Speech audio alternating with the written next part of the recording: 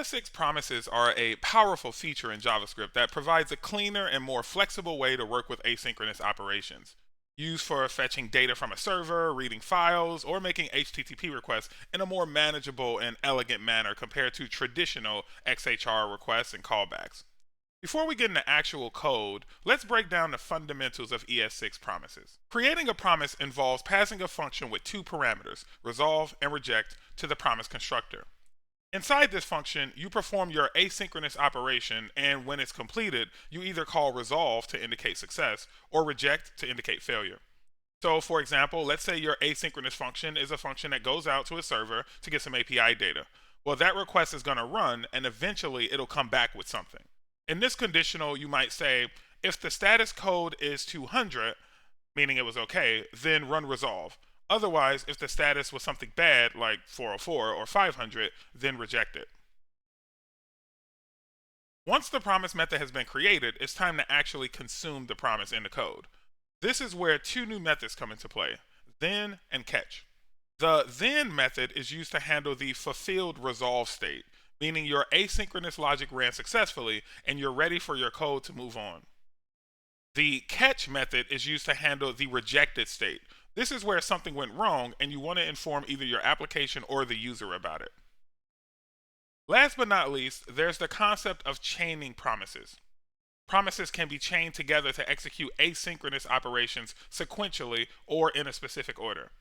So looking back at our API example, we may want to first make a call to an API endpoint, and then when that call is returned successfully, we may want to use that data to make another API call for more detailed information. This is a common pattern when fetching user info. First, you authenticate the user via some API request mechanism. Then, when the authentication passes, you make another call to get specific information about the user, like, say, their profile picture. Promises are extremely powerful and useful. Let's look at a real example. Here, we've created a new promise. We'll use a set timeout here to mimic a request that takes some time to complete. Let's say 1 second.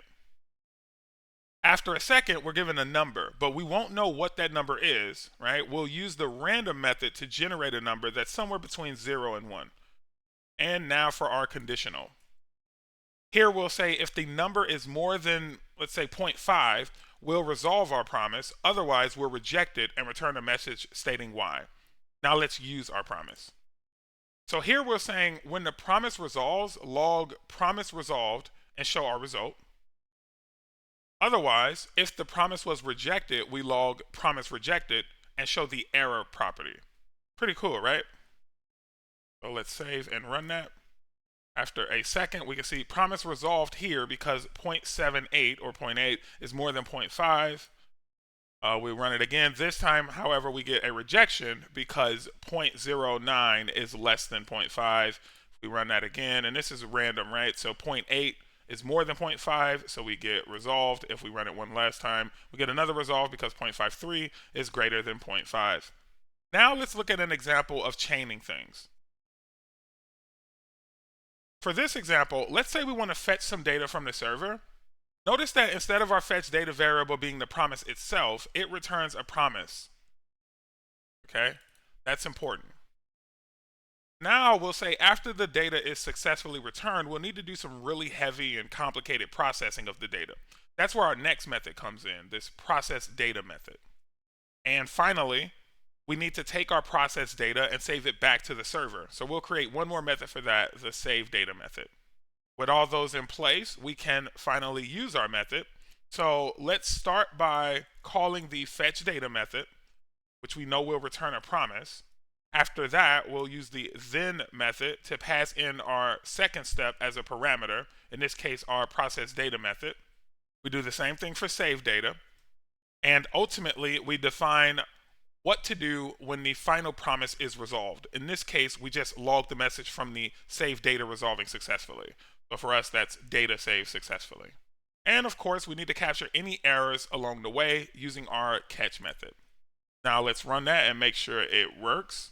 After each second, we should see a different log, right? So first we see fetching data. After the fetch completes in a second, we should see processing data followed by saving data, and then finally get a message saying whether or not it was successful. And there we go. We can see that is working as expected, and eventually we do get to that end result state of save successfully. In summary, ES6 promises provide a cleaner and more manageable way to work with asynchronous operations in JavaScript, offering improved readability, error handling, and sequential execution of tasks. They have become a fundamental part of modern JavaScript development and are widely used in web development, server-side programming, and other JavaScript applications.